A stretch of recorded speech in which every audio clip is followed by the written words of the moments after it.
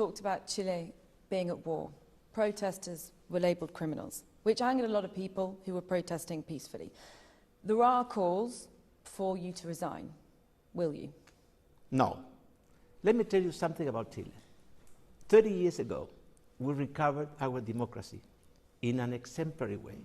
Since then, Chile has been able to reach broad agreements related to democracy, rule of law, open competitive economy, and a strong commitment with defeating poverty and increasing equality of opportunity. Since then, we have been able to reduce poverty from 65% to 8%, to reduce inequality, to multiply by 5 our per capita income. Chile was among the average of Latin America. Now, with hard work and strong institutions, we have been able to become the country with the highest per capita income and the highest human development index. That is a success story. But everything changed 2 weeks ago, and I hope that it will be for the better. You yourself talked about Chile being an oasis. It may well be that the country has grown and changed. It is also the most unequal among the wealthiest countries. That's not true. Chile is on the average in terms of inequality in Latin America. Of course, it's still a very unequal country. That's why we are fighting to defeat poverty and to reduce inequality. But it's not the most unequal country in Latin America, as many people think. But according to OECD? No, according to OECD, no. If we compare ourselves with the OECD country, that's one reality. If we compare ourselves with the Latin American countries, another reality. But anyhow, we are fully committed to defeat poverty, and we have come a long way, and to increase social mobility and reduce inequality. But if you're promoting yourself as a country that has advanced so much, there is there's unrest in this country. People are angry with the situation in this country. When you've seen protests in 2006, 2011, that may not have been as big as they are now. You yourself have been in politics a long time. This can't have been a big surprise to you, because let me tell you something. In the last 2 weeks, we have experienced 2 different phenomena of very different nature. First, and this was absolutely unexpected, a huge wave of destruction, violence, that some people put in place in a very organized way. They were able to damage or burn to the ashes almost 100 out of 136 subway stations. They destroyed or burned supermarkets, commercial outlets, small shops, small enterprises. That violence cannot be admitted. That's not within the law. That's why we had to use democratic and constitutional tools, which is the state of emergency, to restore public order and to protect our citizens. Another story, a very different story, is the legitimate manifestation and protest of the Chilean citizens. We welcome that, we have listened to the people, and we are acting. First of all, we had to recover public order and protect the safety of our citizens. The second thing we did was to put in place a very strong social agenda that is taking care of many of the demands and requests of the people, to increase pensions substantially, to increase minimum wages and minimum income, to put more money into the public health system, to improve at the same time or to stabilize the price of key public services like electricity, tolls, and transportation fees. So we are listening and we are reacting. But of course, people have the right to protest. And we recognize that and we protect that right because that's part of our democracy. But on the streets of Santiago, and I've seen it, it doesn't feel like that right's being protected. I've seen parents running crazily with their children in buggies away from tear gas being thrown, water cannon, and these are peaceful demonstrations. Let me tell you something. When there are these organized crime groups that use all kinds of violence, that they are willing to burn to the ashes. That's a small amount. There was a protest of more than 1 million people. It's a small amount, of course. That's why I made a clear distinction between those organized groups that are willing to destroy everything, and we cannot allow that. So how and at the same time, we have millions of Chileans that are protecting. recognize their right to protest, we are listening to them very carefully, and we are reacting. The problem is that when you have this kind of violence, the people that suffer the most are the most humble and the middle-class people in our country, and that's why I regret so much the tremendous damage that this wave of violence and destruction has produced to low-income people, to middle-class people, and we cannot allow within a democratic state that people think that they can do whatever they want, because at the end of the day, that will destroy our democracy and will damage most of our citizens. There's widespread condemnation of your forces, not just the army but the police, of using excessive force on peaceful protesters. The UN is currently in the country. How can you as a leader sit there and let that happen? Because there are people who are peacefully protesting who are scared seeing the police on the street. And I understand that. But let me tell you something, what we did. We had to call the state of emergency because that was the only way to restore public order and to protect our citizens. When we did that, I remember that very clearly because it was on Friday, October the 18th, we took a lot of precautions. Let me tell you something. First of all, we called our National Human Rights Institute, which is in charge of protecting human rights, and we told them, look, we will give you all the facility, all the logistics, all the resources in order for you to perform your duty. Second, we established what we call the rules of force use, or force use rules, which are absolutely according to the most high standards in the world. And we told all the people that are in charge of this, the militaries and also the police, that they had to obey and comply with those rules. Third, we immediately strengthened our public defense so that each person that was detained could have immediately a public defender. We at the same time, we call the public prosecutors to tell them that they had to investigate every alleged crime or excess use of force, and the judiciary system has to examine that and judge those areas. I can guarantee you that for me and for my government, the commitment with human rights is the most high and most strong commitment I can have. And that's why we took all the precautions. Of course, there are many alleged complaints about excessive use of force or even crimes. If that took place, I can guarantee you that will be investigated by our prosecutor system, and it will be judged by our judiciary system. There will be no impunity. Not with the people that set to fire to the ashes supermarkets, commercial outlets, most of our subway or underground transportation systems. They will be persecuted. And the same thing will happen with those people that eventually committed excess of uses of force or crimes. That's the way that you deal with this in a democratic society like ours. There is no longer a state of emergency, but there is still a heavy police presence at the protest that does intimidate people. And I've seen it where there are families protesting peacefully, I also and have seen tear it. gas and water cannons I also have seen thrown that. near children. But How do you justify that? Let me tell you why. First of all, the state of emergency is within our constitutional framework. It's part of the democratic tools. And as president, I have not only the right, I have the duty to use those tools when public order and the safety of our people are not protected. One thing that I have to emphasize, of course, the police force are protecting public order and the people. Sometimes, when within a crowd of people, there are some criminals that want to set fire to more subway stations, they have to act. And sometimes you have innocent casualties. And I regret that. I regret that very much. That's why I have been extremely concerned about the use of force, rational and proportional. You tell me that eventually some people have made mistakes or have made excessive use of force or maybe have committed crimes. That will not be allowed, that will not be permitted, that will be investigated, and if that's the case, it will be sanctioned. But it still feels like it's happening on the streets. You see, the protesters may well be throwing rocks, but you've got armed police with guns and tear gas and water cannon. It does feel disproportionate. Let me tell you how they have to use according to the force rules use. or the rules to use the force. First of all, they have to try to act by presence, just presence.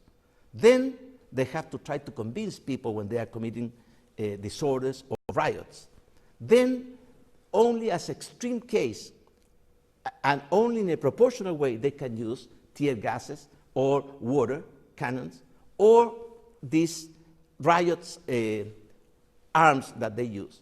Of course, I agree with you. There's no negotiation, though. I mean, you see, it goes to step 3. It seems like the water cannon and tear gas is thrown before anything. No, that's not the case. I mean, I've been there. Look, I've been there too. And don't confuse the action of one person that maybe have made a mistake from the instruction that we have given to our police forces.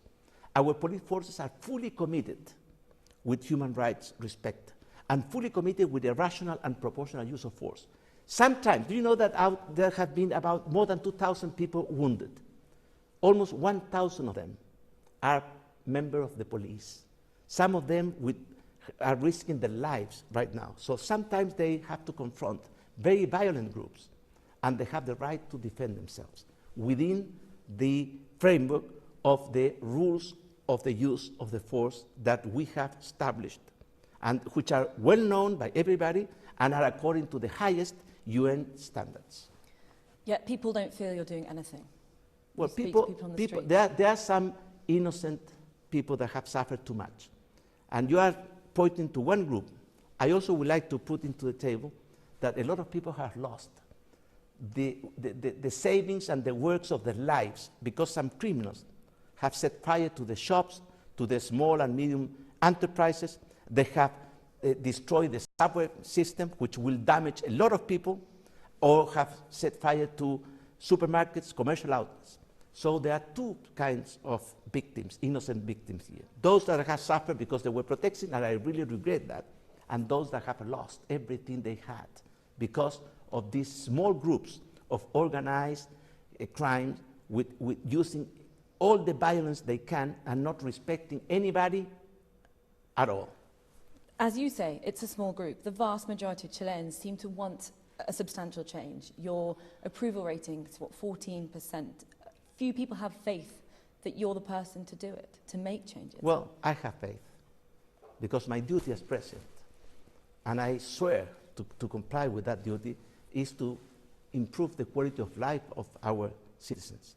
Now, but you've been a president before. It's not you're not new to this. People feel that you've been in this job long enough. Politics needs a substantial shake-up. People are calling for a new constitution. They want a new Chile. Wait a moment. People want a better quality of life. People want better pensions. People want higher wages, a better quality of life. They want better health, better education. They want many things. But don't make a confusion between what the people want from what some small groups that pretend to represent the people are saying. So what I'm saying is that I have heard the voice of the Chilean people. That's why we put in 4 days a very, very powerful and strong social agenda that will imply a huge amount of resources to speed the process of improving our pensions, our incomes, the quality of education, the quality of health, and many other things that most of the people are demanding. So let me tell you something. As President of Chile, my first duty is to listen very carefully and in a very humble way to what my people are saying. Yet many people would disagree with that. The changes you've made, some people would argue that they're cosmetic. The cabinet changes perhaps haven't gone far enough. People are calling for... But wait a moment. There are people that always say that anything we do is not enough and that everything is cosmetic. How can it be cosmetic when we are doing things that have never been done in Chile? But nobody's convinced by it. I have been in office for 19 months. Before me, the same people that are saying what you said right before were in government. And you were in government before that, so it's not new. And I was in government before that. So let me tell you something. These problems have been accumulated for the last 30 years. And you're responsible for some of them. I'm responsible for part of it, and I assume my responsibility, but I'm not the only one. What is important now? How, as a society, we react to what people are asking, what people are demanding. Because I sympathize with those demands. Of course, I would like to solve all the problems in 1 second. I cannot do that. But what we will do is that we will improve the amount of resources and the quality of our social policies. That's why we're putting more resources, and we will have to run a higher fiscal deficit, because there is no magic in this, to speed up the process. We are proposing to increase pensions by 20% within the next 30 days. We are proposing to increase minimum income from 300 to 350,000 pesos within the next 30 days. We are proposing to reduce the price of medicines and stabilize the price of electricity, the price of tolls in our highways, and the price of the transportation system. So we're doing many things that have never been done before. Now, some people will say that that's not enough. Well, they have the right to have their own opinion. I think that is a very strong effort that we are doing to listen to the people and to improve things that are key to the quality of life of most Chileans. The social agenda that we have put in front, part of it is in Congress, where it has been stuck due to the opposition. This social agenda will improve the quality of life of 15 million Chileans out of 18. So it's a very powerful, a very vast, and a very deep social agenda. Will you be open to a new constitution that a lot of people are calling for? But of course we're open to all the discussion. In democracy, everything can be discussed. But things need to be done, not just discussed. Actually, we have a system to reform, even to create a new constitution. But we have to use our democratic institutions. That's why, of course, I'm open to this discussion. There is a project that was presented by the former president of Chile, which has never been discussed in Congress. And I think that it's time to start discussing everything, including how to improve our constitution, how to improve our institutions. And at the same time, we're taking other measures. For instance, we will change the system in order to introduce more equality within different counties, because there are some counties in Chile which are very rich, other counties which are very poor. We are redistributing revenues between those counties because we are fully aware that without growth and development, there will be no social justice. And without social justice, there will be no growth and development. Can you see how people are angry that perhaps politicians, the elite, are out of touch? That the fact that you started off by saying that Chile was at war and started talking about it. At war with violence. Okay. At war with crime. But it was at an war aggressive with approach. Poverty. At war with inequalities, of course. But it was an aggressive approach that annoyed a lot of people. It didn't help you. And it painted you as a leader seeing what's happening in a bad light. Let me tell you something. When we established the state of emergency, I think that every major in all the counties of Santiago were asking us to do that, because at that time the situation was getting out of control. Of course, that was the first step. The second step is to listen what the people are saying and to react immediately with action. That's why in 4 days we were able to put together a social agenda which will be extremely onerous in terms of public resources, but we think it's worth it. Your decision to deploy troops conjures up memories of a dictatorship. People felt uncomfortable with that. How do you think that you will be remembered in the history books? Look, I fought against all kind of dictatorship or authoritarian government. I fought to recover our democracy 30 years ago. I was in that line, and for me, those times will never be forgotten. So I had in my mind those thoughts. That's why together, simultaneously, with imposing the state of emergency, I took all the necessary provisions and precautions to protect human rights.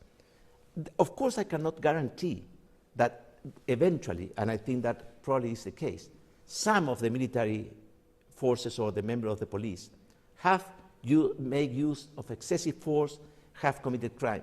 That will not be forgotten. That will be investigated, and that will be judged by our judiciary system. And the same thing with the criminals that set fire to our transportation system, to our supermarkets, to our commercial outlets, to small shops, and to small enterprises, producing a huge damage. So in democracy, You have to act by the rules of the democracy, and that's what we have done. But will you take responsibility for those human rights allegations if they do come? Of course that I will not accept any kind of human rights violations.